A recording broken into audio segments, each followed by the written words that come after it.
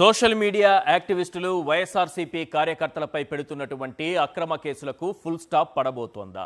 AP high court ఆదేశాలు ఈ అక్రమ కేసుల వ్యవహారాన్ని ఏ మలుపు తిప్పబోతున్నాయి? సిబిఐ ఎంట్రీ కన్నా ముందు గతంలో వివిధ సందర్భాల్లో ఈ అక్రమ కేసులపై హైకోర్టు ఏమని వ్యాఖ్యానించిందో ఒక్కసారి స్క్రీన్ పైన చూద్దాం. రైట్, 6/1/2025న హైకోర్టు ఏం చెప్పిందంటే, ఈ కేసులు అరెస్టులకు సంబంధించి కోర్టుల కన్నా ఎక్కువ అనుకుంటున్నారా? ఇది పోలీసులను ఉద్దేశించి హైకోర్టు చేసినటువంటి కామెంట్.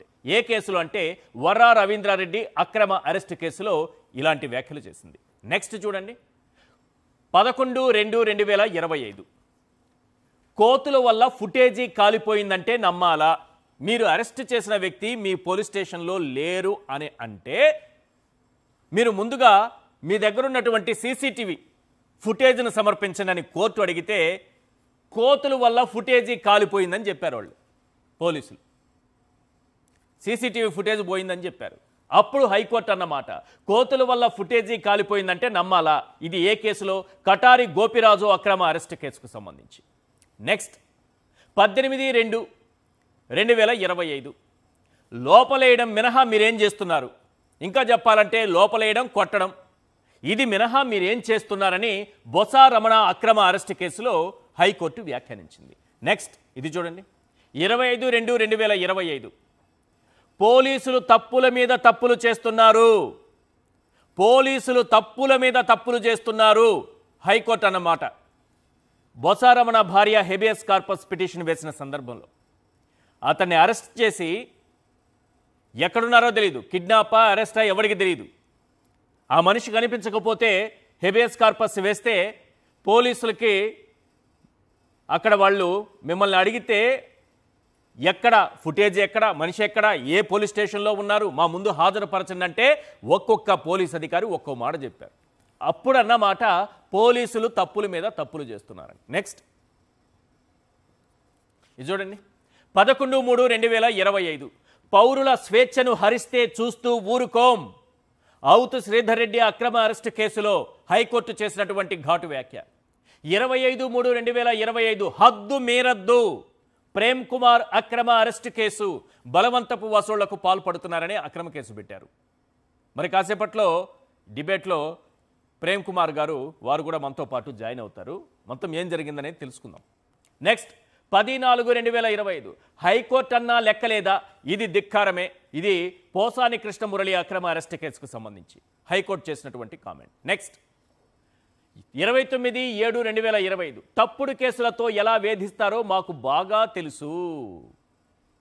తప్పుడు కేసులు పెట్టి మీరు ఎలా వేధిస్తారన్న విషయం మాకు బాగా తెలుసని హైకోర్టే అంది. ఎప్పుడు?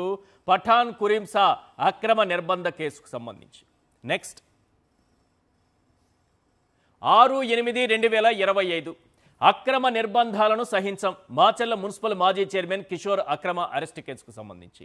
నెక్స్ట్ 29/08/2025 సివిల్ దుస్తుల్లో పోలీసు విధుల అలా కుదరదు. సుప్రీంకోర్టు గైడ్ లైన్స్ ఉంది, కానీ వస్తున్నది పోలీసులా తెలియదు, గోండాలా తెలియదు, చేస్తున్నది అరెస్టా తెలియదు, కిడ్నాపా తెలియదు.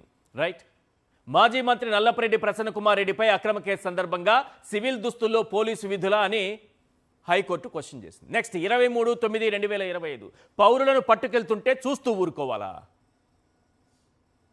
సవీంద్రారెడ్డి అక్రమ అరెస్ట్ కేసుకు సంబంధించి హైకోర్టు చేసినటువంటి కామెంట్.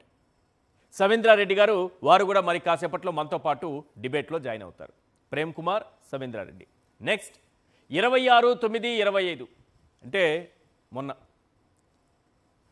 పోలీసుల చర్యలు దారుణం, సిబిఐ దర్యాప్తునకు ఆదేశం. సింపుల్. ఇలా చెప్పి చెప్పి చెప్పి చెప్పి ఎన్నిసార్లు ఎన్ని రకాలుగా ఘాటుగా రియాక్ట్ అయినా సరే అసలు కోర్టుల్నే లెక్క చేయకుండా తయారైతే ఆఖరికి ఏం చేసింది? సిబిఐకి అప్పగించింది. ఈ రాష్ట్రంలో పోలీసులు ఎలా పనిచేస్తున్నారని చెప్పడానికి ఇవి కొన్ని ఉదాహరణలు మాత్రమే. చంద్రబాబు, లోకేష్ అక్రమాలకు శాల్యూట్ చేసే కొందరు పోలీసుల తీరు వల్ల మొత్తం వ్యవస్థకే చెడ్డ పేరు వస్తోంది. బాబు, లోకేష్ కనుసైగతో మఫ్టీలో వస్తారు, ముష్టిఘాతాలు కురిపిస్తారు. పోలీసులో రౌడీలో తెలియదు, అరెస్టో కిడ్నాపో అర్థం కాదు. ఆఖరికి వీళ్ళు ఎంతకు తెగించారంటే కోర్టులను కూడా తప్పుదోవ పట్టిస్తున్నారు. మొన్నటికి మొన్న సోషల్ మీడియా యాక్టివిస్టు సవీంద్రారెడ్డిని అరెస్ట్ చేసిన విధానం ఈ రాష్ట్రంలో ప్రజాస్వామ్యాన్ని, రాజ్యాంగాన్ని అవమానించేలా ఉంది. సోషల్ మీడియా పోస్టులపై కేసులు చెల్లవన్న కారణంతో సవీంద్రారెడ్డిపై అక్రమంగా గంజాయి కేసు పెట్టారు. చూసారా, సోషల్ మీడియాకు సంబంధించి పెద్దగా సెక్షన్లు ఏవీ లేవు. ఈ కేసులన్నీ కూడా కోర్టులు కొట్టేస్తున్నాయి. ఈ మధ్యకాలంలో హైకోర్టు అయితే గట్టిగా మ్యాజిస్ట్రేట్లకు కూడా చెప్పింది, అయ్యా చాలా జాగ్రత్తగా మీరు రిమాండ్ రిపోర్ట్లు చదివి వాళ్ళకి రిమాండ్ విధించాలా లేదా బెయిల్ ఇచ్చి పంపించాలా, ఇటువంటి కేసులు 41A నోటీసులు ఇచ్చి వాళ్ళని విచారించి పంపించేయాలా, చాలా జాగ్రత్తగా మీరు పరిశీలించాలి, పనిచేయాలని చెప్పింది. అందుకని ఇప్పుడు ఏం చేస్తున్నారంటే గంజాయి కేసు పెట్టేశారు. గంజాయి కేసు పెట్టేస్తే ఈజీ కదా, గంజాయి అక్రమ రవాణా కేసు అని మామూలు విషయమా? ఈజీగా గంజాయి పెట్టేశారు. చాలా ప్రశ్నలు ఉన్నాయి. సిబిఐ రాబోతోంది, చెప్తున్నాను కదా, ఓవర్ టు సిబిఐ. ఈ గంజాయి ఎక్కడి నుంచి వచ్చింది, ఏ రకం గంజాయి, ఎవరిస్తే వీళ్ళ చేతికి గంజాయి వచ్చింది, అసలు పోలీసుల చేతిలో గంజాయి ఎందుకుంది, ఈ గంజాయిని ఎలా తీసుకెళ్లారు, అక్రమంగా తీసుకెళ్లారా, చాలా క్వశ్చన్స్ ఉన్నాయి. ఈ క్వశ్చన్స్ అన్నిటికీ కూడా సిబిఐ దర్యాప్తులో, క్వశ్చన్స్ మళ్ళీ చెప్తున్నా, ఈ క్వశ్చన్స్ అన్నిటికీ కూడా సిబిఐ దర్యాప్తులో మనము సవీంద్రారెడ్డి తప్పు చేశారా, సవీంద్రారెడ్డిని ఎన్ని గంటలకు అరెస్ట్ చేశారు, సవీంద్రారెడ్డిపై ఏ కేసు పెట్టారు, అక్కడికి వదిలేస్తే సిబిఐ కేసు పూర్తవ్వదు. అసలు పోలీసుల చేతికి గంజాయి ఎలా వచ్చింది, నిజంగా అక్రమమైతే అన్నది కూడా పరిశీలించాల్సి వస్తుంది. అప్పుడు నిజంగా అక్రమమైతే అతని దగ్గర గంజాయి ఉందా లేదా పోలీసులు అక్రమంగా తీసుకొచ్చి పెట్టారా, ఈ కేసును సిబిఐకి అప్పగించడం వల్ల ఏం జరగబోతోందనేది మాత్రం చాలా చాలా ఆసక్తికరంగా మారింది. చంద్రబాబు, లోకేష్ ఆదేశాలతో కొందరు పోలీసులు ఈ తరహా కేసులు పెట్టడం ఇది మొదటిసారి కాదు సార్. గతంలో ప్రేమ్ కుమార్, ఇంతకుముందు చెప్పాను కదా, ఆ సోషల్ మీడియా యాక్టివిస్ట్ను ఇలానే అరెస్ట్ చేశారు. అతని జేబులో పోలీసులే 300 పెట్టి బలవంతపు వసూళ్లకు పాల్పడుతున్నాడని అక్రమ కేసు పెట్టారు.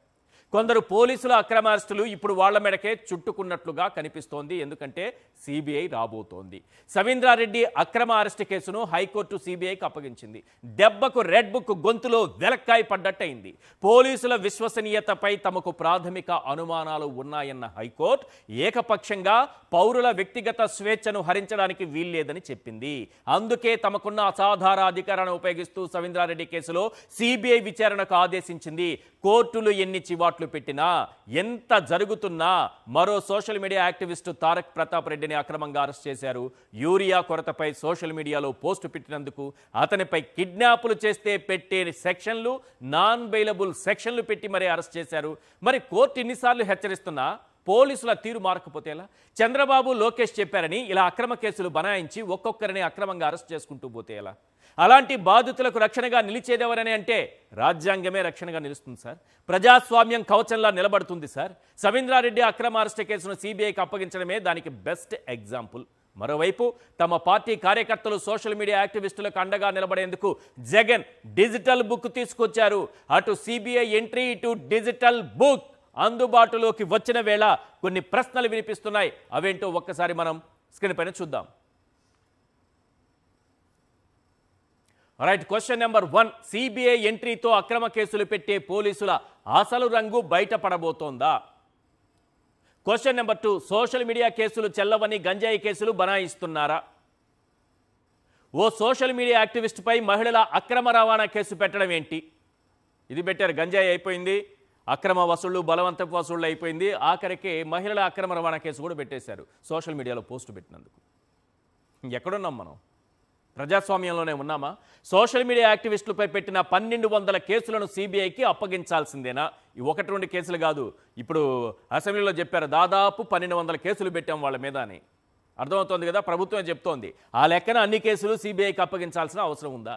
అక్రమ కేసులు పెడుతున్న పోలీసులతో పాటు వారిని ప్రోత్సహిస్తున్న ప్రభుత్వ పెద్దలు ఎవరు, వాళ్ళ సంగతి ఏంటి? ఇది కూడా తేలాలి. నెక్స్ట్,